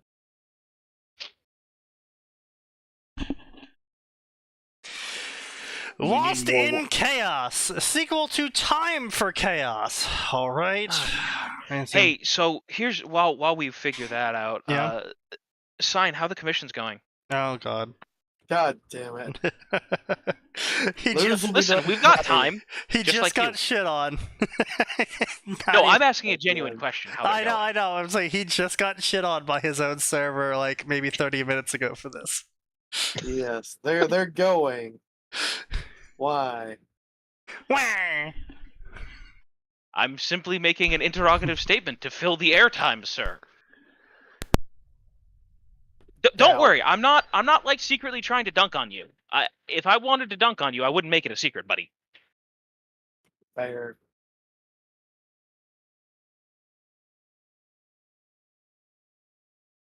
Hey ho, alright, let's go. Time for Chaos! After the events of the third year, which was, Cyrus, Harry vows to become stronger for him and for his friends, because despite what everyone thought, he was not a great wizard. I mean, Oh, damn, that's crazy. I mean, you kind of did cast Expecto Patronum. No, it's not even about that. It's that the entire wizarding world came in with expectations for Harry Potter to be this great wizard who Dumbledore has been training up this entire time to beat Voldemort from day one. Okay, yes, but at the same time, he did, in his first year, beat Voldemort.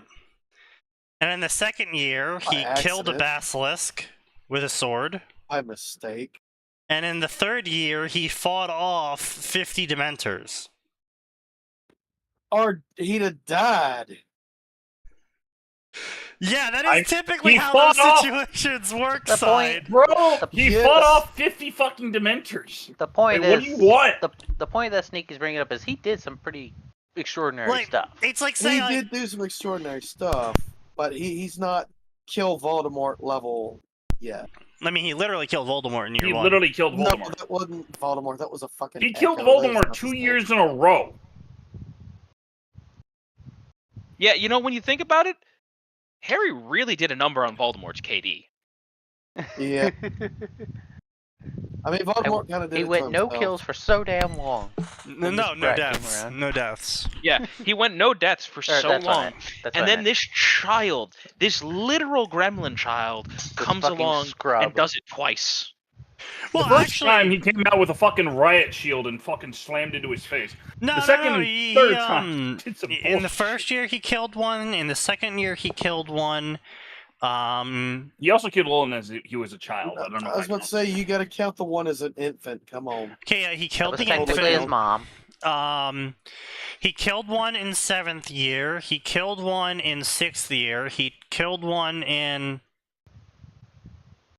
5th year, I think, as well. Yeah, 5th year, yeah. Neville yeah. got one. And then Neville got one. Now, and Neville, who became the fucking Chad. Neville Chad. secretly Chad Longbottom. Yeah. Yeah. But yeah, point being, though, is, like, Voldemort got ganked by Harry a lot. To be Now, fair, to be Voldemort fair, was of course, trying to Voldemort- gank Harry in the first place. To be fair, Voldemort went around and Yes. did a hell of a lot of ganking of other people, but, like, right, here's the thing. Voldemort's KD was absolutely still positive, but it didn't matter because dude kept getting dunked by a 5-year-old. Yeah. So Metaphorically point speaking. being is that, he's not the great wizard everyone thought he was, except he's, in first year, killed a teacher who he should have had. Yes, there were circumstances around it, but it's like, there is no reason he should have been able to pull that off. Listen. Just because they shouldn't have won and there were mitigating circumstances and they did win does not change the fact that Right. he won. Exactly.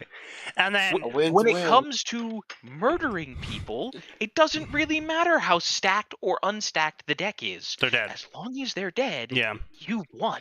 And then, so it's like, okay, That's you can sort bodies. of like scrub that by, like, okay, so it's like, his touch instant kills him, and they got into a grapple. It's like, okay, fine, we're not gonna count that one for his terms of great feats. Year 2, as a 12-year-old, he picks up a sword and fights a 200-year-old basilisk and stabs it through the brain. Sapient basilisk. Remember, this thing He is did get some help, human but it level wasn't smart. much. Again, it's irrelevant. He's True. 12! With no Yeah, but sword Phoenix training! blinded it. Listen, But the listen, thing is, that basilisk could sense him anyway. listen. If your basilisk is so shit that a 12-year-old with a minimum amount of help can dunk your basilisk, you should return your basilisk. Yeah. Have you been a victim of basilisk salesmen? Have they actually just sold you a transmogrified garden snake?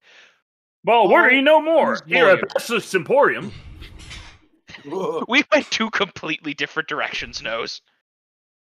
Here You're at like, let me Basilisk sell He you Emporium. another should've shitty died- basilisk. He should have died to the basilisk, though. Yes, he should have. He should have, with the power of plot hooks. Blood armor. But literally plot armor, fucking prophecy shit. Like, one has to kill the other. Fate will Yeah, listen, intervene until one of them kills the other. Yeah, listen, I had a lot more respect for Rowling when she just owned it. Like, yeah, you know what? Fuck it. Magic prophecy. Also, What are at you the gonna do same about it? time, Fair. it wasn't just Harry had plot armor, it was Voldemort literally had plot armor as Voldemort well. also had plot Like, armor. Yeah. nobody could kill Voldemort except for the Chosen. Wait, we actually believe it? Or are you talking to us or Killianer? Who? Fucking tension. I found it more interesting when people were saying Neville was the Chosen One in some ways. Oh. Neville was totally chosen. They were both chosen. It's just Voldemort was the one who chose. They were both chosen candidates.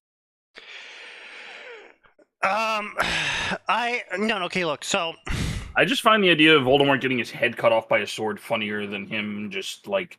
no, okay, so look, right? Do I believe the prophecy? I believe the prophecy is real because the author wrote it that way. Okay.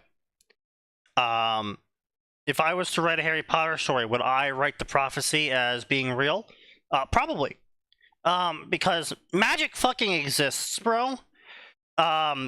And if you're really gonna have seers actually exist in the series and give actual fucking prophecies, then you actually kind of have to have the prophecies be real, right?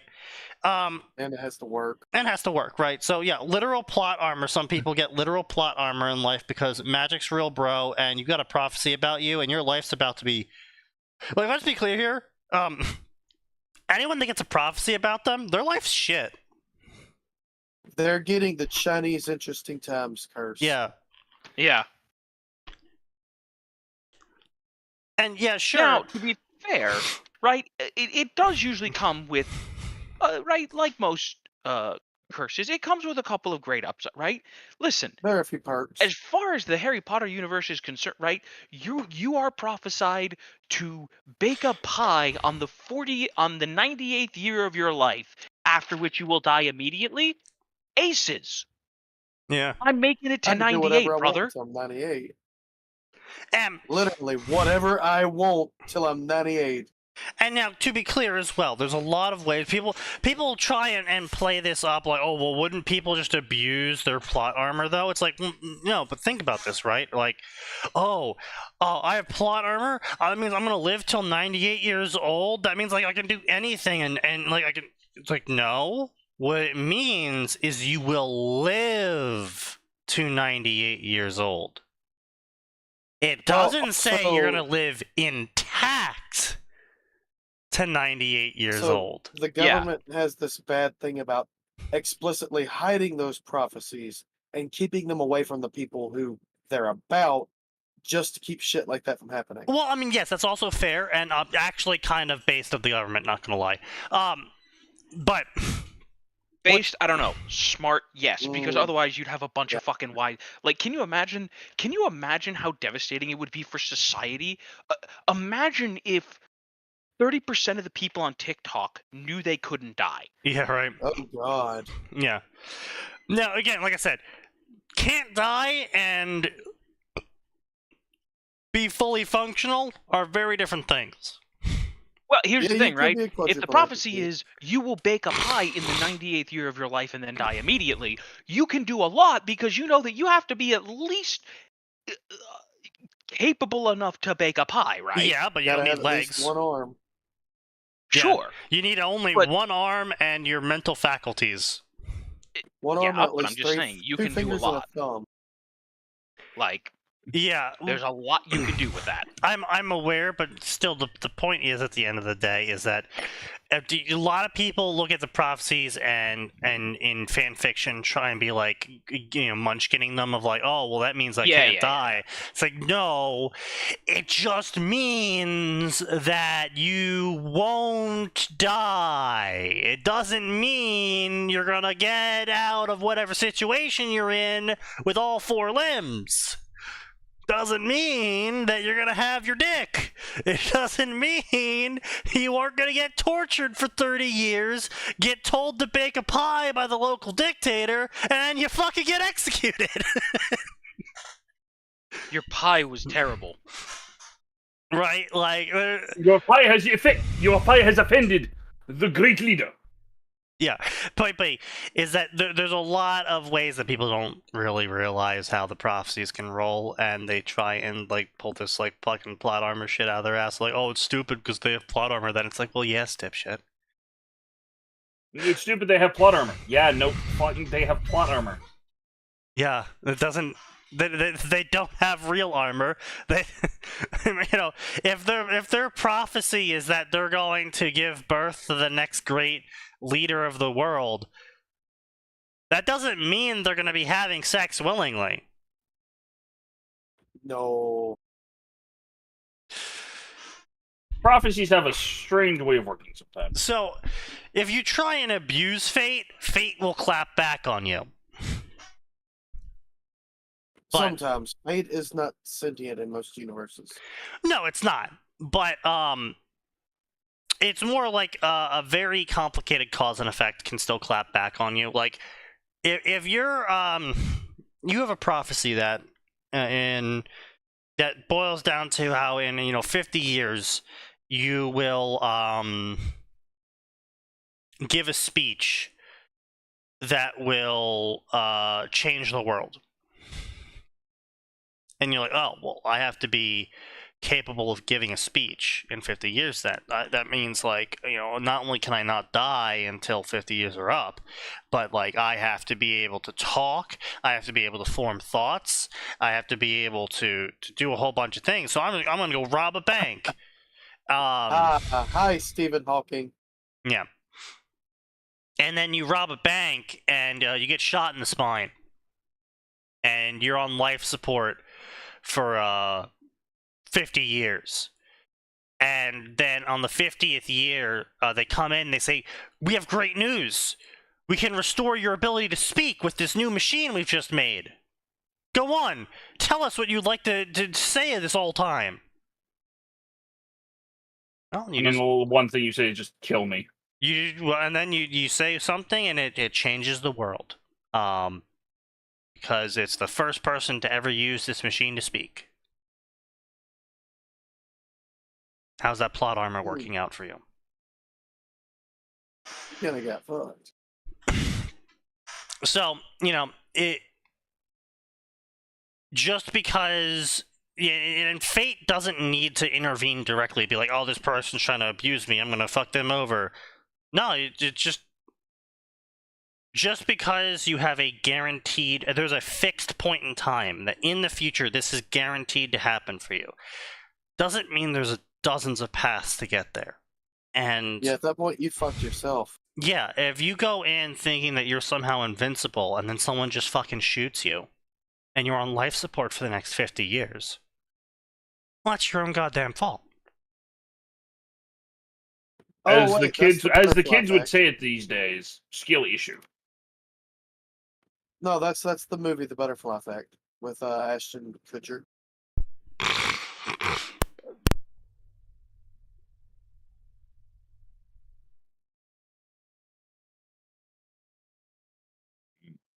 Hold on, I gotta get more water. I was gonna say, is your mic cutting out or something? Somebody's mic was popping. No, that was Sneaky's.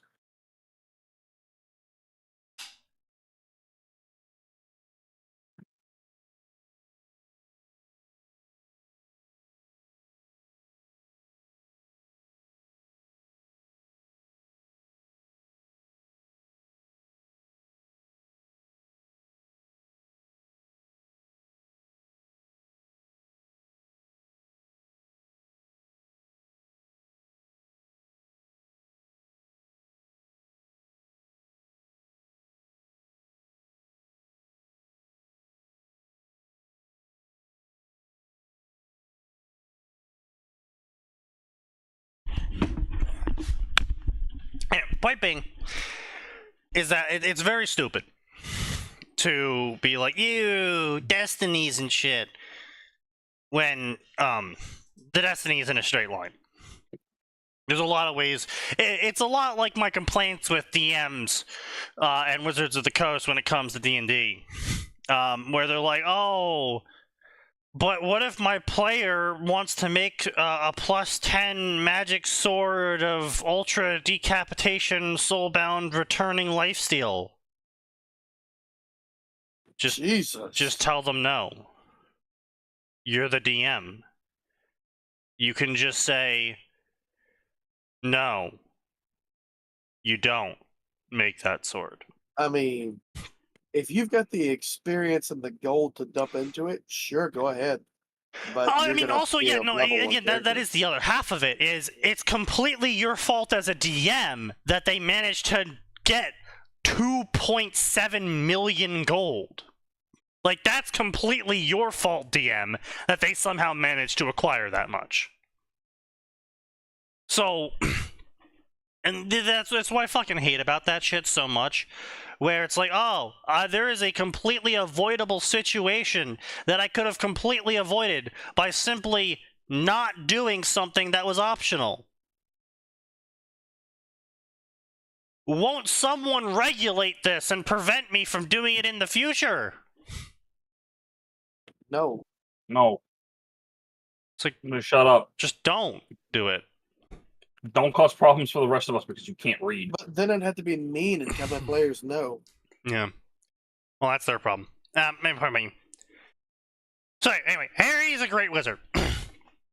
Coincidentally, at the same moment, a figure is looking at him from afar and decides it's time to act. Harry's journey to greatness will not be a simple one, but it will lead the wizarding world. Okay, so you want to take a wild stab at who could possibly be viewing Harry from afar and who will help him to greatness. Female OC. Snape. No, The Eldar Farseer. no, it might as well be. It's Maka. Dumbledore. No, it's fanfiction's darling child, Is it Naruto? Daphne Greengrass. God damn it. Everyone knows Daphne Greengrass and her one line in the story of "You're not that cool, Potter." Yeah, Daphne Greengrass. Yeah, she's secretly been watching Harry from the sidelines this whole time, calculating the correct moment to jump in and turn him into a god among men. Because the fanfiction scene is obsessed with Daphne Greengrass and her ability to turn Harry into a godlike being. Okay, but why though? I mean, I get it. Daphne is pretty much the ultimate blank slate female character when it comes to that. You can do whatever you want, but it's getting kind of overused. It's been overused since like 19 years ago. Yes. That's depressing. Curse of Ages. Yeah. Lost in chaos. I almost said lost in the sauce. Harry barely escaped from the graveyard. However, misfortunes don't end there.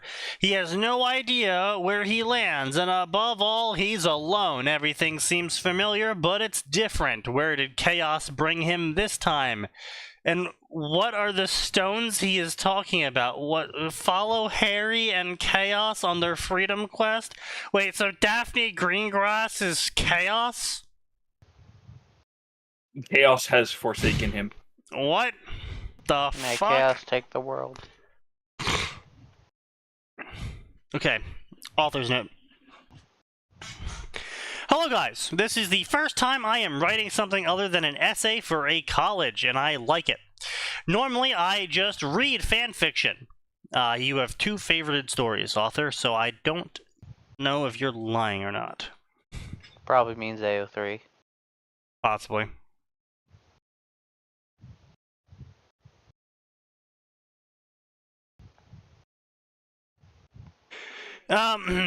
I don't think I am author material, but I had this idea one night and about a plot, and I wrote it down, and here we are. Okay, so let's see what we got here. We got 22 chapters with 17,000 words. Roughly puts it at about 5K words per chapter. He managed to get this out over the course of a single year, so I mean, that's pretty solid overall. He basically wrote a book. That's pretty good, author. So now, my one complaint I have here is, he said the graveyard. I'm assuming that's talking about year 4 in the Triwizard Tournament. That was year 4, right? Like, Yes. Yeah. So, what this is implying is that years 1 through up until a little bit of 4 was only 120k words? That's about a third of the size of the original series that took it to get there. Which fanfiction can sometimes pull off, but if you're having a massive AU... Wait, oh no, hold on. So it is taking place during 3rd year. Okay, so... Okay, I'll give it... Okay. One book taking from the 3rd year to 4th year? Okay. Alright. Yep, you proved me wrong, author, my bad. Alright, so I'm not worried about that. Okay, so a author's got a normal book with a normal pace... of a normal size, completed within a normal amount of time. Okay, let's see what they say. My first language is French. I should have known better. God damn it. I should have known better. Let's close the The page. fucking French. Of course it was. Han. The French have screwed us again. I apologize for all the mistakes I'll make. I'll try my best, but I know I'm not that good. Okay, so here's another thing right here. Is I appreciate the Frenchman already correctly doing grammar. So apparently there's this thing in French where you put a space before the period. I fucking hate that shit. It's the dumbest shit As in you should. existence. The French should not are exist. stupid. And there is a Tanya story I'm currently reading about Tanya interacting with the Lovecraft mythos. It's a pretty Does good she story. kill all the French? Actually, yeah, she kills a significant number of French with it. Good. But Tanya effectively weaponizes the Lovecraft mythos against the French. Paste. But point being, though, is that it's written by a Frenchman who refuses to write English in English. And what I mean by that is he is writing English, but he applies French grammar rules to it. And when people correct him on it, rightfully, he says, I'm going to ignore you because I am a French speaker and this is how I write French. To which people replied with, yes, but this is English, not French. And he replies back with, yes, but I'm French. I don't know.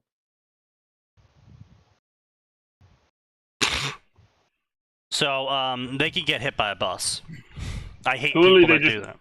They just think better than you stupid English pigs. I just absolutely despise anyone that does that sort of shit. Doesn't matter what language it's for. If you're writing Japanese, you better be using Japanese grammar for it. If you're writing Russian, you better be using Russian grammar for it. I don't care what language you originally learned or what language you normally use. If you are writing in a language, you should be using that language's grammar. But what if he doesn't want to? Then you can get hit by a bus. True.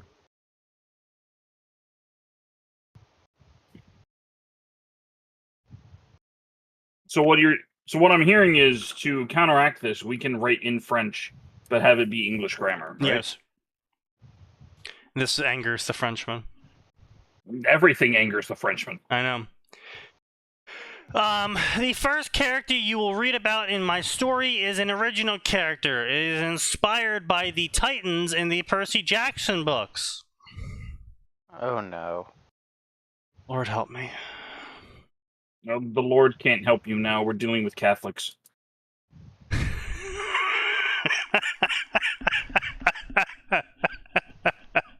I'm glad that got a tickle out of you. I just walked to my death at that. God damn it, no. Well, I got my one zinger for that. You spent your one brain cell. been a Fuck minute off. since we poked at them It too. was worth it. It will not be a carbon copy of them, however, just things I remember, and I don't think I'm remembering them correctly. So I'm going to reuse the parts I remember. So like I said, the idea just popped into my head one night, and I'm still thinking about the plot, but I'm writing the story anyway, so I won't be able to update it quickly, he says, having written the story in 1 year. Okay. I promise I'm trying to be fast, and I know how infuriating a non-updated story can feel. Yeah. Non-updating stories are just the worst. None of us know what that's like. Yeah, none of us know what that's like, right, Cyan? None of us know what that's like.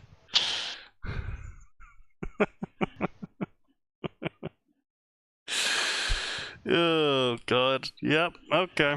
That was, I think everyone but Aura took damage from that one.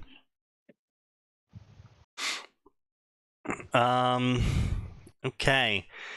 The story begins after Harry's 3rd year. He discovered Cyrus Black, Peter Pettigrew. Story is a big project. This story will use lots of concepts that I like. Y'all need a new bingo card? Yeah. It uses lots of fanfiction concepts I like, but I won't tell you what I'm going to use because I don't want you to expect cliches out of me.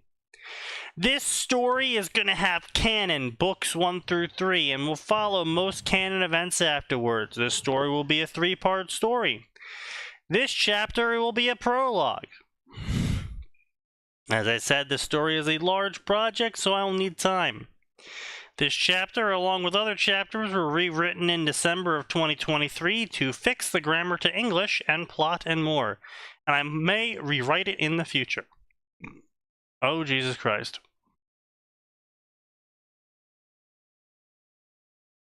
Well, we're going to start off with a fucking wall of text of absolute gibberish. Many such cases. Do we need a new Oh, you bingo said the card list of of not updating stories? Yeah, okay. You go ahead and make one. 2636 years. It was now 200,000 60,000th a year of what they call Gregorian calendar. Exactly 962,799 days in freaking calendar. He's seen a lot of those days go by all those years, while not being able to do anything other than observe and Julian one, Moon one, Chinese one. He even has heard of older one than himself, Mayan calendar. There were a lot of them for each civilization for each time since beginning of human time on Earth, and he knew them all by heart. One might wonder why he bothered learning all of them. Well, not like he had a choice. What could someone possibly do, locked in Golden Globe, not being able to move at all? That and that fact that his memory never failed them. The worst thing in his situation was that fact he could not scratch his back. Do you know Tickle become when not scratched for long as he has been here? Did I just have a stroke? Yes. Maybe I feel a like I little just one. had a stroke. Just a tiny one. Well, he knew, and he would be preferred never gaining that knowledge. At least he was never really bored. Human beings could be highly entertaining, even though when you can see them and hear them, the multitudes of counterparts and differences in them all. Oh, and did he mention bright boxes they invented? Never in all his lifetime. He is quite old man. Had he seen something ingenious and fun as television? Not just television itself. No, there were hundreds of proposed programs, all interesting as others. Well, okay, maybe not all interesting, but still a lot interesting. And he did not quite understand how they came up with ideas that gave birth to these ideas, but in summary, humans were entertaining. Wait a minute, was it not tomorrow?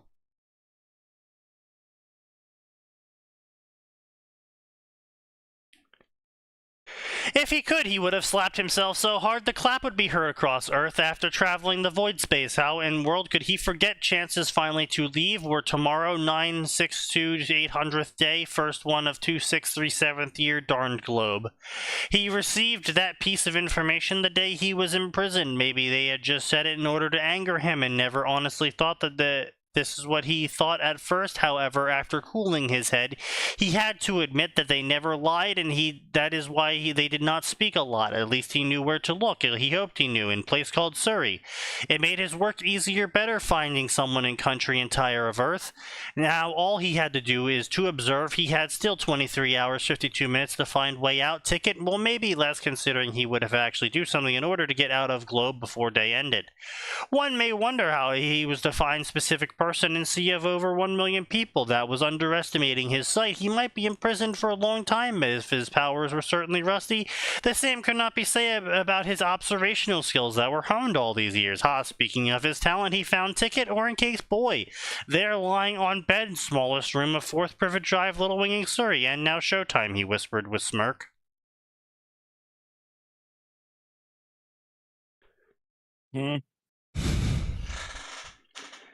Canadian government be like.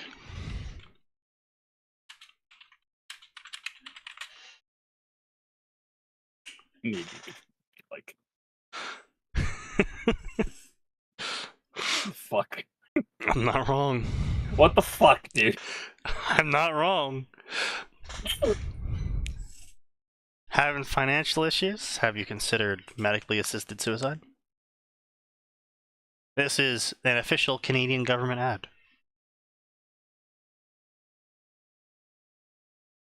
I have my reasons for using the boy, as I have already explained to you, and I will use no other. I have waited 13 years. A few more months will make no difference. As for the protection surrounding the boy, I believe my plan will be effective. All that is needed is a little courage from you, Wormtail. Courage you will find unless you feel the full extent of Lord Voldemort's wrath. Harry Potter and the Goblet of Fire, first chapter. Looks pretty bad, doesn't it? Said voice, ripping Harry attention from his nightmare. A voice came from everywhere at once, like it was in his head, but at the same time not. It was a very weird experience. He decided to stand up and search for it. That is when things became weirder. He was not in bedroom. He was already standing up. No, that is not true, he thought, inspecting his surroundings. He was sure he was lying down before he decided to stand up. He must have stood up without thinking. That is not explained why he is not in room anymore. He is pretty sure he did not sleepwalk. After living in shared dorm for 3 straight years, someone would have told him if that was the case, and even if no one ever took the time to tell him that was the case, he was still sure he was not sleepwalking. There is no way the Dursleys did not notice it and stamp it out like they tried with all of his other freakishness. Still engrossed in his thoughts, he did not hear the loud sighing from behind him, and he almost freaked out when a nearly deafening cough resonated. I hope you did not forget about me, kid. It is not nice to ignore someone who has just helped you escape a nightmare, the same voice said before sounding annoyed, amused, sad, hopeful, angry, depressed, and happy at the same time. How a voice could all be all this, he did not know, but he could swear it sounded like that. Harry did a 180 turn and did a 360 and backed away. Was welcomed by black figure right before his eyes. That was weird because figure was very close to him and remained black, like shadow with black, with 2 golden globes shining, as if the sun had shrunk and duplicated in his eyes. Even more so, since the globes, he concluded with the figure's eyes, had neither a pupil nor iris, just suns, inside the black figure. What? He tried to talk, but his mind's not focused enough to form coherent thoughts. All he could think was about the figure. It made no sense. Then the answer came naturally. He was in a dream. He almost laughed out loud when he realized that. Well, you can consider this a dream if you want, as long as you have to listen to what I have to say, the figure said, interrupting his thoughts. The voice is really weird, Harry thought, much calmer now that he knew this was a dream, and he was no longer examining the figure in front of him. But no matter how closely he focused on it, he could not point out a single feature on their face. And what can I do for a stranger, especially in a dream? Harry answered, giving the figure a pointed look. Contrary to what Fudge thinks, I am not crazy, and I will definitely not keep talking to you. It will only make him right. So now I will go back to sleep, and Merlin knows I need it more than ever. The figure did not stop staring at him during his little rant. That was not a rant.